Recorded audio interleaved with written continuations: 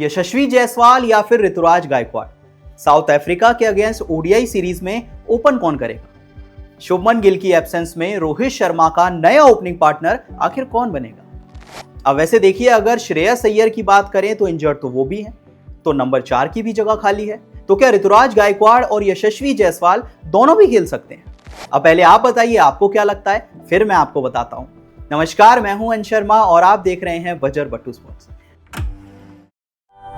अब देखिए, इंडिया और साउथ अफ्रीका के बीच 3 मैचों की जो ओडीआई सीरीज है वो 30 नवंबर से शुरू होने वाली है। अब अगर इस सीरीज की बात करें तो जो टीम इंडिया का स्क्वाड है वो ऑलरेडी अनाउंस हो चुका है और जैसा कि सभी लोगों को उम्मीद थी, शुभमन गिल और श्रेयस अय्यर यानी कि इंडिया की ओडीआई टीम के कैप्टन और वाइस कैप्टन इंजरी की वजह से इस टीम का हिस्सा नहीं है। अब ऐसे में सवाल उठता है कि रोहित शर्मा के साथ जो एक नया ओपनिंग पार्टनर है वो कौन बनने वाला है?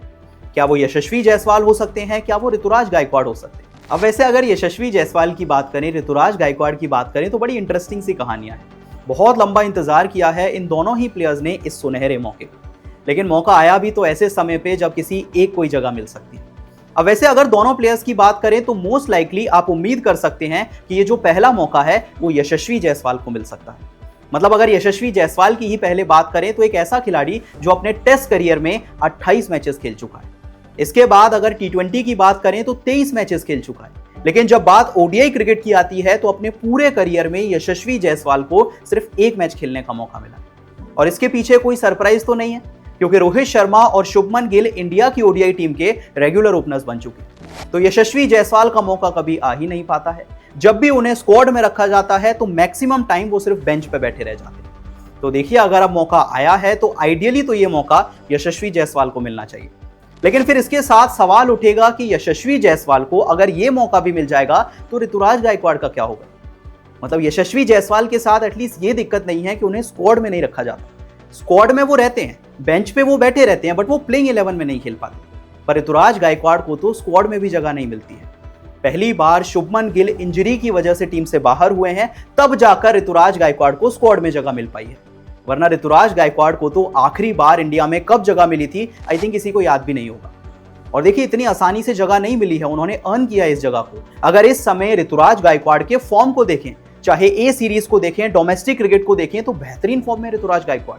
अगर सबसे पहले रिसेंटली खेली गई इंडिया ए और साउथ अफ्रीका ए की ओडीआई सीरीज की बात करें तो ऋतुराज गायकवाड़ 3 मैचेस में 210 रन बनाते हैं 105 के बेहतरीन एवरेज से और कमाल की बैटिंग करके दिखाते हैं।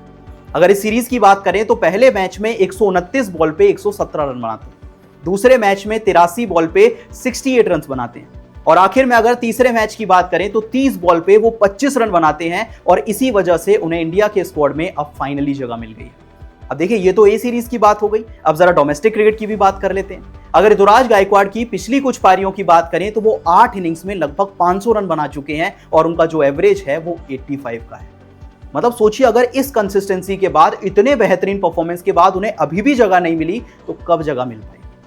मतलब इसीलिए मैंने आपसे कहा ना कि यशस्वी जायसवाल और ऋतुराज गायकवाड़ की बड़ी इंटरेस्टिंग सी कहानी है। दोनों प्लेयर्स ने इस मौके का बहुत लंबे टाइम से इंतजार किया है, लेकिन जब मौका आया भी है तो सिर्फ एक प्लेयर के लिए।